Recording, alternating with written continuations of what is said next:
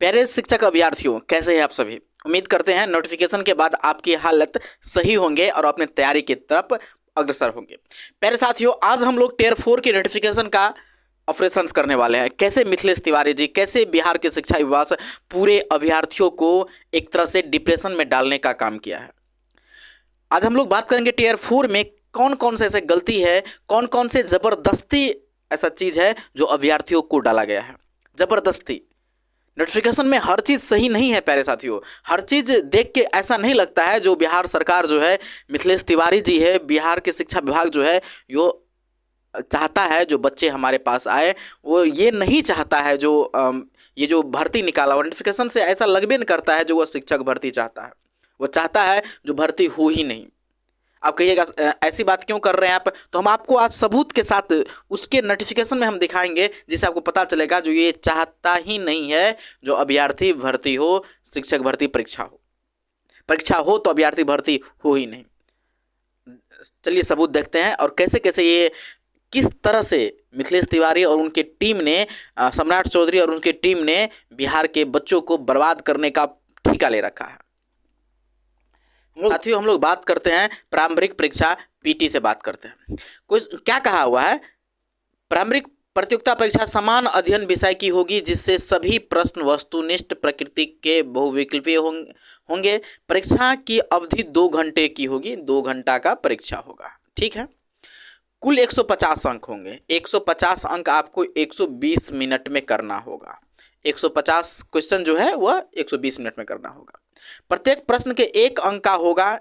ठीक है, प्रश्नवार बहुविकल्पीय उत्तरों में से प्रश्नवार किसी एक उत्तर का चयन करना अपेक्षित होगा। आपको जो विकल्प मिलेंगे A B C D E, A B C D आपके क्वेश्चन का उत्तर होगा और ई नंबर जो है वह इस तरह का उत्तर होगा। अगर आप क्वेश्चन बनाना नहीं चाहते हैं तो आप क्वेश्चन ई ऑप्शन को आप क्या करिए, कलर कर दीजिए, ये आपके लिए अनिवार्य होगा।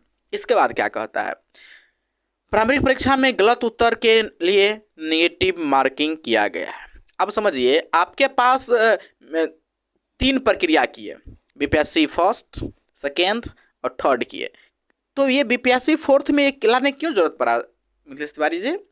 आप ही का सरकार थे, आप ही लोग के डबल इंजन का सरकार थे, क्यों ये जरूरत पड़ा? और ये जरूरत पड़ा तो टियर 1, टियर 2, टियर 3 में क्यों जरूरत नहीं पड़ा? प्रत्येक गलत उत्तर के लिए नेगेटिव मार्किंग कितना का चाहिए? 1/3 का चाहिए। 1/3 आपका मार्क कट जाएगा। इसके बाद देखिए, प्रत्येक प्रश्न के लिए जो 5 विकल्प मिलेंगे ए बी सी डी जो ही बताए आपको प्रदर्शित किए जाएंगे। अभ्यर्थी को एक सही उत्तर ए बी सी डी में से विकल्प को चयन उत्तर पत्रक के लिए अंकित करना है। सभी अभ्यर्थी प्रश्न के उत्तर देना चाहते हैं तो विकल्प ई को चयन करें। अगर आप नेगेटिव मार्किंग से, अगर मान लीजिए क्वेश्चन नंबर 3 है, इसमें ए बी सी डी है जिसमें आपको किसी एक में चिन्ह लगाना है, लेकिन आपका कोई उत्तर आपको नहीं पता चल रहा है कौन सा उत्तर है, तो नहीं उत्तर चल रहा है तो आप क्या करना है, ई नंबर को क्या करना है, कलर कर देना है। ई नंबर को क्या करना है, कलर करना है। इससे ये पता चलेगा, इस बात का सिंबल होगा जो भाई हम इस क्वेश्चन को बनाना नहीं चाहते। इसके बाद देखिए, प्रारंभिक परीक्षा महज जांच परीक्षा है। बस ये जांच परीक्षा है जो इस बात का लिए है जो आप मेंस के लिए क्वालिफाइड होंगे। अब सबसे बड़ी बात है, सबसे इंपॉर्टेंट चीज है, ये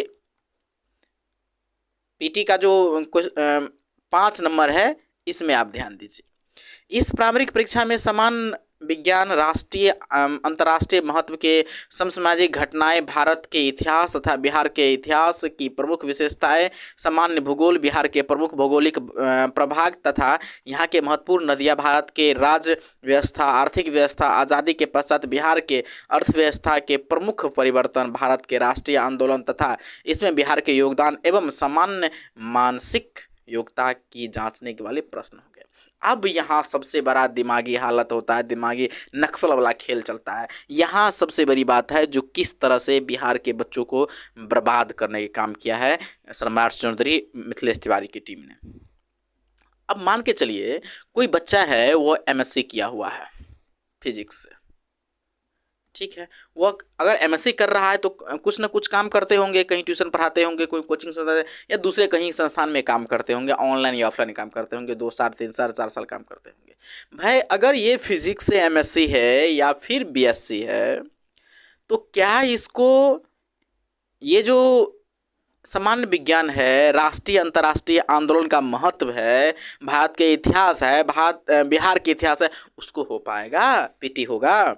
आप कह रहे हैं जो 1 to 5 है, 6 to 8 है, 9 to 10 सबको सेम चीज पीटी में पूछेंगे।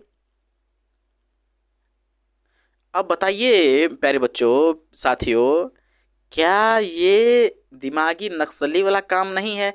क्या आप चाहते हैं जो एमएससी का बच्चा कोई मैथ से किया हुआ है और उसका पीटी निकलेगा सामान्य विज्ञान से, जीके जीएस से?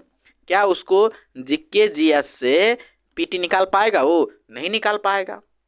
अब वही बच्चा, कोई ऐसा बच्चा है जो 2-3 साल से, 2 साल 3 साल 4 साल से वह जनरल कंपटीशन का तैयारी किया हुआ है, बीपीएससी, एसएससी, इस सब का तैयारी किया हुआ, उससे तो जीके जीएस निकल जाएगा।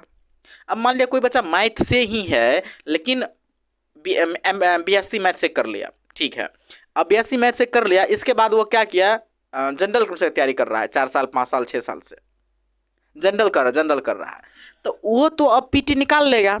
अब वो बच्चा पीटी निकाल लेगा, फिर वो बच्चा क्या होगा, जो यहाँ ध्यान देने वाली बात समझिए, जो बच्चा मैथ के बैकग्राउंड से है, जो केमिस्ट्री के बैकग्राउंड से है, जो बायोलॉजी से है, जो जिसका रनिंग में है, वो ट्यूशन पढ़ा रहा है, कहीं दूसरे कोचिंग संस्थान में पढ़ा, ऑनलाइन पढ़ा रहा है, कहीं पढ़ा रहा है, उसको कंप्लीट मैथ पता है, कंप्लीट उसको केमिस्ट्री पता है, बायोलॉजी पता है, लेकिन वो तो पीटी में हट रहा है, वो पीटी उनसे संभवतः हो सकता है पीटी निकल जाए, लेकिन हट जाएगा।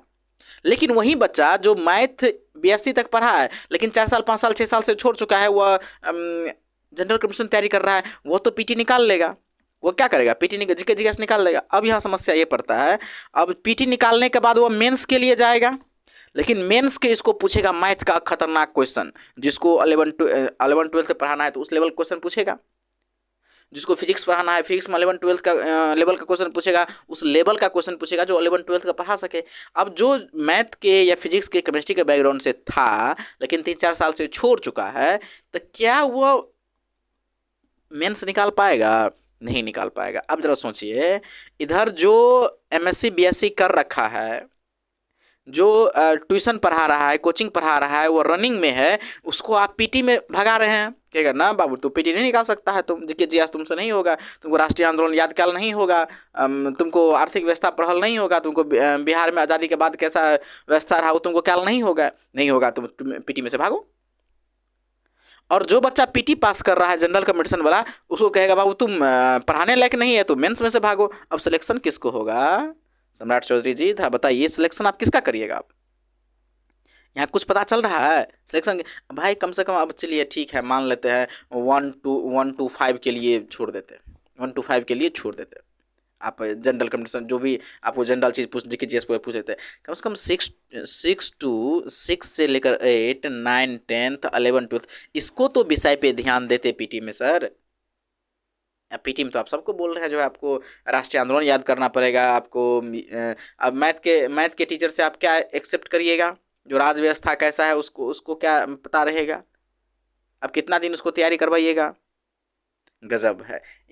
ये मानसिकता ही नहीं है, ये मानसिकता है ही नहीं जो सम्राट चौधरी और उसकी टीम को, जो बाबू आपसे सिलेक्शन करने की कोई मतलब ही नहीं है, कोई मतलब नहीं है। अब यहाँ देखिए, अब मुख्य परीक्षा में देखिए, मेन अब पीटी पास जैसे तैसे जो बच्चा पीटी पास किया, अब समझिए 2.5 घंटा का टाइम दिया है। अब जो 1 to 5 है उसमें कह रहा है जो बाबू हम 2 पार्ट में परीक्षा लेंगे। पहला भाग क्या कर रहा है, जो बाबू हम लैंग्वेज लेंगे, भाषा लेंगे, चाहे वो हिंदी हो जो भी भाषा है वो, उसमें कम से कम 30% मार्क आपको चाहिए कैसे होने के लिए, पास होने के लिए। तो 30 मार्क का 30% कितना हो जाएगा? शायद 9 हो जाएगा, 9 हो जाएगा। तो आपको 30 में कितना, ये जो पहला भाग है 30 मार्क का, उसमें आपको 9 मार्क चाहिए। इसके बाद भाग 2 जो है इसमें 120 हो गए प्रश्नों की संख्या। अब भाग 2 में क्या कर रहा है, जो इसके लिए आपको प्रारंभिक गणित पढ़ना होगा, मानसिक क्षमता, रीजनिंग जो है वह, समान जागरूकता जो है, सामान्य विज्ञान जो है, सामान्य ज्ञान जो है, इसमें भी राष्ट्रीय आंदोलन ये सब पूछना पड़ता है। तो 1 to 5 में मान भी लेते हैं, चलिए ये सब सही है, 1 to 5 में कोई स्पेशल सब्जेक्ट होता नहीं है, तो कम से कम ये एनसीईआरटी और एससीईआरटी पे ये डिपेंड करता है इसके सिलेबस को, तो ये मान ही लेते हैं, ठीक है। ये चलिए हम लोग अब आते हैं 6 to 8 पे।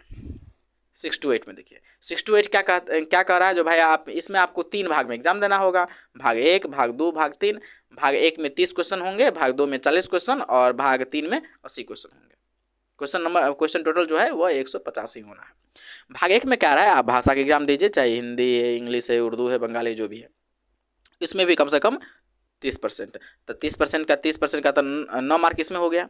इस भाग 2 में क्या कर रहा है, सामान्य अध्ययन के लिए प्रारंभिक गणित, सामान्य जागरूकता, सामान्य विज्ञान, भारतीय राष्ट्रीय आंदोलन एवं भूगोल शामिल है।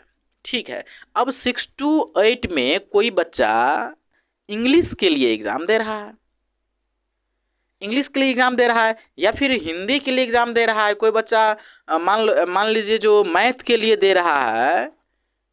अब इससे तो आप ठीक है भाषा तो जरूर है सबके लिए, जहाँ का जो रीजनल लैंग्वेज है वो चाहिए सबके लिए। लेकिन ये भाग 2 में समान अध्ययन के लिए प्रारंभिक गणित भी चाहिए, आपको जागरूकता भी, सामान्य विज्ञान चाहिए, आपको राष्ट्रीय आंदोलन भी चाहिए जिसमें भूगोल शामिल हो।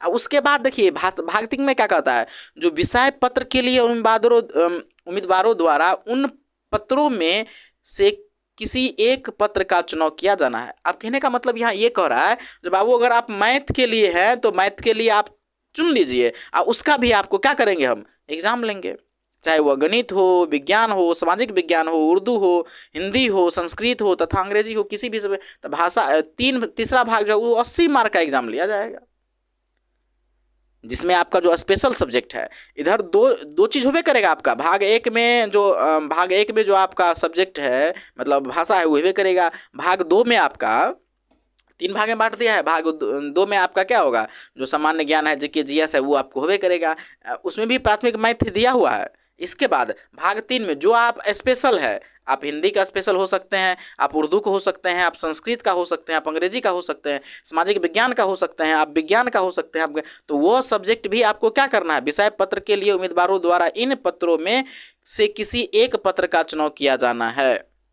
अब यहाँ सबसे बड़ी सेक्शन वाली बात है, आप समझिए। यहाँ 6 to 8 के सामाजिक विज्ञान के चयन करने वाले अभ्यर्थी यदि सेक्शन 1 में इतिहास विषय के चयन करते हैं तो सेक्शन 2 में भूगोल, अर्थशास्त्र, राजनीतिक विज्ञान में किसी एक विषय का चयन करेंगे। यदि अभ्यर्थी सेक्शन 1 में भूगोल विषय चयन करते हैं तो सेक्शन 2 में आपको अर्थशास्त्र, राजनीतिक शास्त्र विषय में से किसी एक विषय का चयन करना होगा। और ये सभी जो है एनसीईआरटी और एससीईआरटी। अब समझिए किस तरह के डेटा वाला लोग जो है इस नियमावली को बनाया है। क्या इस नियमावली से आपको लगता है जो बिहार सरकार चाहता है जो सिलेक्शन हो बच्चे को, बिहार सरकार चाहता है जो बिहार में शिक्षक बने? नहीं चाहता है यार। अब थोड़ा इसको भी देख लीजिए, ये आपका 9 और 10 है। 9, 10 भी कहता है जो 3 भाग में बाबू एग्जाम होंगे, पहला, दूसरा, तीसरा, है ना। पहला भाग क्या है, भाषा के लिए है, अंग्रेजी एवं हिंदी, उर्दू, बंगाली भाषा के व्यवहारिक ज्ञान जो है जो होता है वो आपका 30% चाहिए, 9 मार्क के लिए। भाग 2 में क्या कहता है, जो एक समान अध्ययन पत्र हैं जिसके प्रश्न माध्यमिक विद्यालय के पाठ्यक्रम में से संबंधित होंगे, लेकिन इसका स्तर उम्मीदवार हेतु निर्धारित न्यूनतम अर्हता के आलोक में होगा। इससे प्रारंभिक गणित, सामान्य जागरूकता, सामान्य विज्ञान, भारतीय राष्ट्रीय आंदोलन एवं भूगोल शामिल है। इसके बाद 3 है, विद्यालय अध्यापक 9 to 10 के विशेष विद्यालय अध्यापक के लिए एक विशेष पत्र, कहने का मतलब स्पेशल सब्जेक्ट है। उम्मीदवार द्वारा इन पत्रों की किसी एक पत्र का चुनाव किया जाना है एक स्पेशल सब्जेक्ट के लिए, चाहे वो हिंदी हो, उर्दू हो, संस्कृत हो, अंग्रेजी हो, विज्ञान हो, गणित हो, शारीरिक विज्ञान हो, संगीत हो, सामाजिक विज्ञान हो, बांग्ला, ललित कला, नृत्य, मैथिली, अरबी और फारसी हो। ये चीज़ क्या हुआ है, आप ये 3 भाग में बांट के क्या साबित करना चाहते हैं? एक भाग समझ सकते हैं ये भाषा है ना, तीसरा भाग समझ सकते हैं जो आपका स्पेशल सब्जेक्ट, स्पेशल चीज़ है। दूसरा भाग में आप ये क्या मस्ती कर रहे हैं सरकार जी, क्या कर रहे हैं इसमें? कुछ भी जो मन है सो। इसके बाद 11, 12 में देखिए, 11, 12 को भी 3 भाग बांटा है और सेम चीज़ किया हुआ है, ठीक है। इसके बाद यहाँ समझिए, देखिए फॉल्ट कहाँ कर रहा है, सभी जो मेन एग्जाम सभी है वो कितना देर का है, 2 घंटा 30 मिनट का। अब फिर यहाँ लिख दिया है सभी पदों के लिए ली जाने वाली मुख्य परीक्षा वस्तुनिष्ठ होंगे, ऑब्जेक्टिव होंगे और परीक्षा की अवधि 2 घंटे की होगी। क्या मजाक चल रहा है, कुछ भी जो मन होता है वो लिख देता है। अब पता नहीं भांग खा के लिखता है कि कैसे लिखता है, सो पता नहीं चलता। नेगेटिव मार्किंग हम जानते हैं 1-3 को किया हुआ है आप, जो कि 1 2 3 में नहीं किए हैं, आप इसमें कर दिए। ये कैसे लिखे हैं सर जी, ये 2 घंटा की होगी, जो कि आप हर जगह लिखे हुए हैं। ये देखिए आप लिखे हुए हैं 2.5 घंटा की होगी। इसके बाद देखिए यहाँ लिखे हुए हैं 2.5 घंटा की होगी।